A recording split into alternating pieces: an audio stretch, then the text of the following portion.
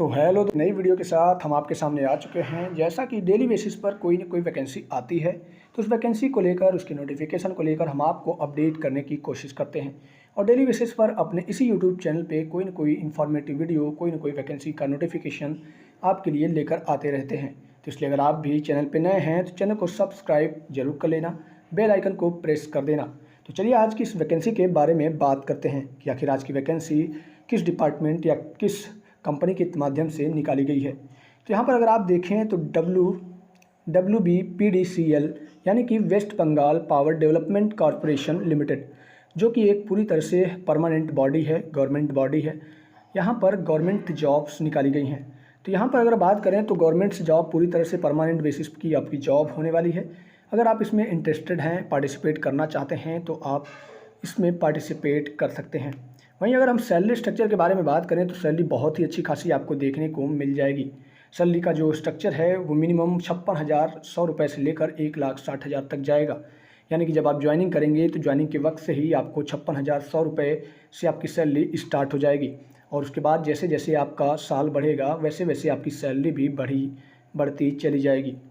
अब सबसे बड़ा सवाल कि इसके लिए एलिजिबल कौन कौन है। तो देखो यार, डिप्लोमा या फिर BTech आपके पास होना चाहिए।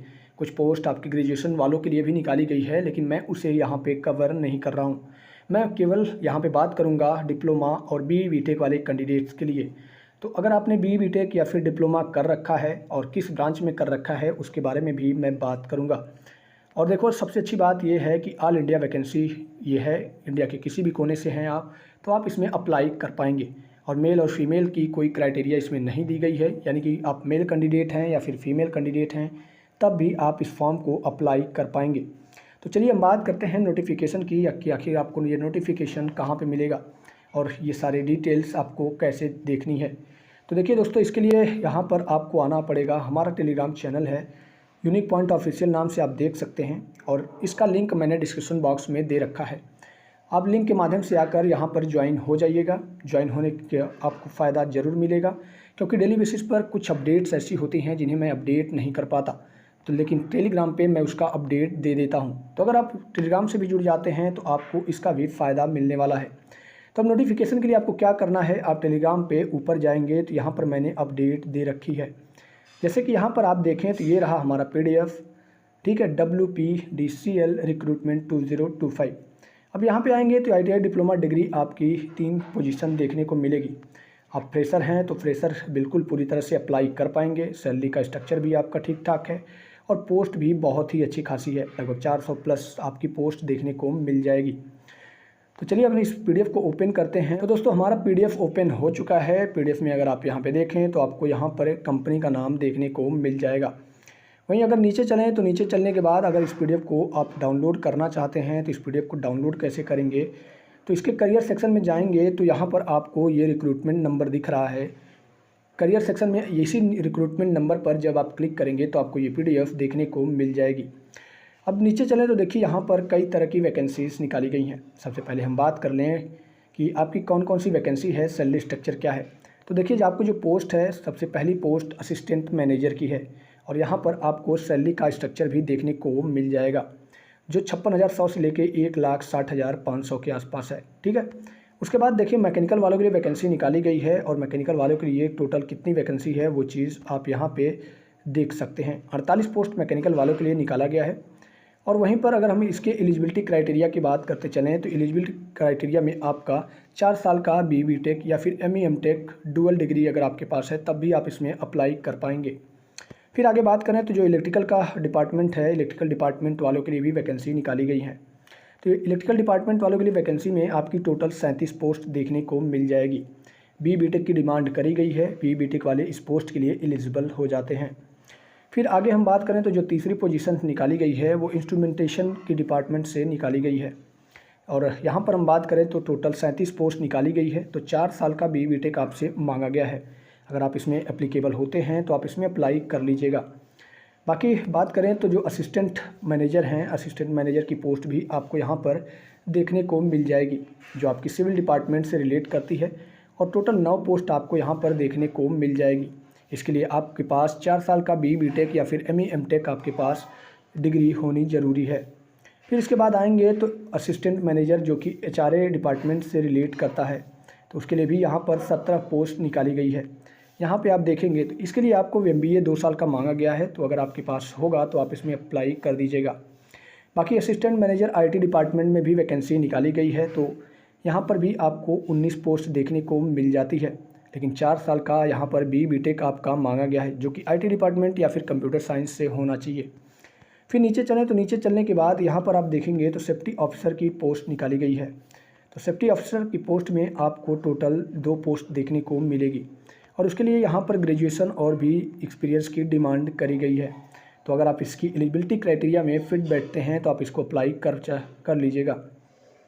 अब बात करते हैं ऑपरेशन एंड मेंटेनेंस सुपरवाइज़र की। यहाँ पर अगर आप देखें तो मेंटेनेंस और सुपरवाइज़र की पोजीशंस निकाली गई है। जो सैलरी का स्ट्रक्चर है वो 36,800 से 1,06,700 रुपये आपकी सैलरी स्ट्रक्चर है। यहाँ पर बात करें तो जो इसमें आपकी पोजीशन है वो मैकेनिकल वालों के लिए 14 सीट्स निकाली गई हैं, और यहाँ पर आपको डिप्लोमा मांगा गया है। अगर आपने डिप्लोमा किया है मैकेनिकल से तो आप इसमें पार्टिसिपेट कर लीजिएगा। बाकी हम बात करें तो इलेक्ट्रिकल डिपार्टमेंट भी आपको यहाँ पर देखने को मिलेगा, और 6 सीट्स निकाली गई हैं। इन 6 सीट्स के लिए आपको डिप्लोमा होना ज़रूरी है। फिर उसके बाद हम आएँ तो सिविल वालों के लिए भी वैकेंसी निकाली गई हैं, तो यहाँ पर सिविल वालों के लिए 18 पोस्ट और आपको डिप्लोमा रिक्वायर्ड है। फिर इसके बाद हम आएँ तो केमिस्ट के लिए, यानी कि केमिकल डिपार्टमेंट वाले के लिए भी वैकेंसी निकाली गई है। तो केमिकल डिपार्टमेंट वाले के लिए BSc ऑनर्स केमिस्ट्री में मांगा गया है। अगर आप इसमें एलिजिबल होते हैं तब आप इसको अप्लाई कर सकते हैं। बाकी यहाँ पर देखिए आपकी ITI बेसिस वैकेंसी निकाली गई है। यहाँ पर आप ड्राफ्टमैन और भी तमाम तरह की चीज़ें देख सकते हैं। बाकी यहाँ पर एग्जीक्यूटिव ऑफिसर की भी पोस्ट निकाली गई है, जिसमें टोटल 40 पोस्ट देखने को मिल जाएगी। तो इसके लिए आपको ग्रेजुएशन होना मांगा गया है। अगर आप ग्रेजुएट होंगे तो इसके लिए आप एप्लीकेबल हो जाएंगे। फिर देखिए यहाँ पर ITI वालों के लिए भी वैकेंसी यहाँ पर आपको देखने को मिल जाएगी, जो कि आपकी टेक्नीशियन या ऑपरेटर के पोस्ट के लिए निकाली गई है। अब इसमें अगर हम बात करें तो यहाँ पर फीटर वालों के लिए 140 पोस्ट निकाली गई है। तो आपके पास अगर आप ITI किया है फीटर से तो आप यहाँ पे अप्लाई कर पाएंगे। बाकी यहाँ पर बात करें तो इलेक्ट्रीशियन की वैकेंसी निकाली गई है, और 60 सीट आपको देखने को मिल जाएगी।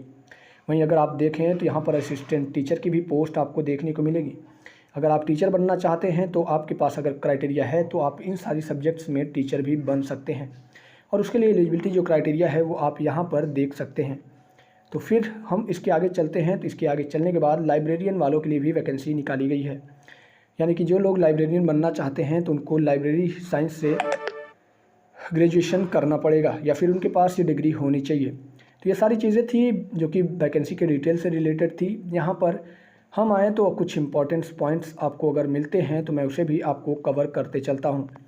जैसे कि यहाँ पर नीचे आएंगे तो नीचे आने के बाद कुछ चीज़ें अगर हमें दिख जाती हैं तो मैं उसे एक एक करके आपके डाउट्स को क्लियर कर दूं, क्योंकि बाद में आपको परेशानी का सामना ना करना पड़े। तो देखिए एप्लीकेशन आपको कैसे करना है और एप्लीकेशन फ़ीस कितनी है, तो वो सारी चीज़ें आपको यहाँ पर देखने को मिल जाएंगी।